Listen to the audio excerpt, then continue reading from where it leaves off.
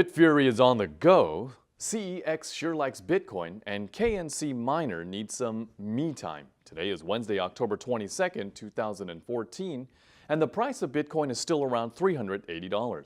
I'm Stephen Chun, and here's what's happening today in money and tech. Computers in Italy are falling victim to a ransomware virus that encrypts stored files and demands a ransom, which must then be paid in Bitcoin.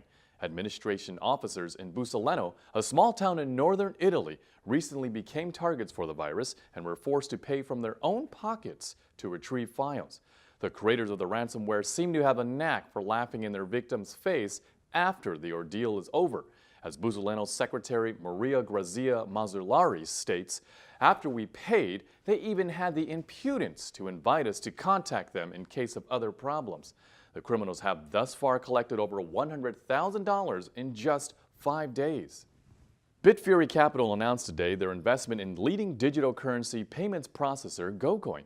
This is the third investment by BitFury Capital, which was established in July of this year to serve as the investment arm of the mining hardware manufacturer. As BitFury's managing partner Marat Kichikov states, payment processing is a critical element in stimulating the Bitcoin economy. We are committed to supporting further acceptance and to enabling further adoption of cryptocurrencies. The partnership with GoCoin will allow processing payments in digital currency with our vendors and clients all over the world. Secondhand electronics retailer CEX has announced that starting today, it will be accepting Bitcoin in all of its centrally owned shops in the UK. CEX directly owns 30 stores and grants franchises for about 170 more. CEX will also be offering to pay out customers looking to sell their used games and hardware in Bitcoin. CEX has previously become the first national UK retailer to adopt Bitcoin back in May when they converted their Glasgow location into a pound-free zone accepting only Bitcoin. As CEX commercial director David Butler states, for us, Bitcoin is not a passing fad, but the beginning of a fundamental shift in the way people think about digital money.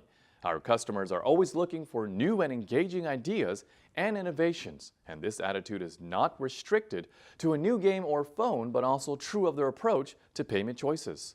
Bitcoin exchange Kraken is set to launch in Japan by the end of the month. As CEO Jesse Powell states, we look forward to bringing our expertise and service to Japan, where we will fulfill the overdue need for an exchange. Our experience and proven track record of competence, security, compliance, and technological robustness would be great reasons to use Kraken. The public's confidence in Bitcoin fell following the demise of Mt. Gox, a Tokyo-based exchange, in February. Kraken began operations in September 2013, but has already become a leader in euro-denominated transactions. The company is looking to bring Bitcoin back to the Japanese market in the wake of the Mt. Gox debacle. London-based Bitcoin derivatives platform BTC.sx has partnered with global exchange itBit to combine its US dollars and Bitcoin trading policy with itBit's offerings. As BTC.sx co-founder Joseph Lee stated, the platform essentially emulates what an e-trade platform would be. We've tried to set up a professional foreign exchange trading platform in Bitcoin for Bitcoin, which we believe we're the first to fill that niche. BTC.sx and itBit have been looking for ways to collaborate since the Asia Bitcoin Singapore 2013 conference.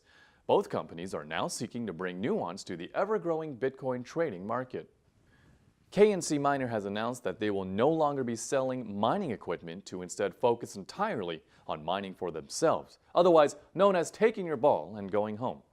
KNC Miner has cited unhappy customers as the inspiration for the move. As previously reported, KNC Miner is on the verge of facing a class action lawsuit in California and Sweden for selling faulty hardware and numerous other complaints. KNC Miner's co-founder Sam Cole explained the move by stating, when we don't have these customers buy our hardware, it becomes a different business model.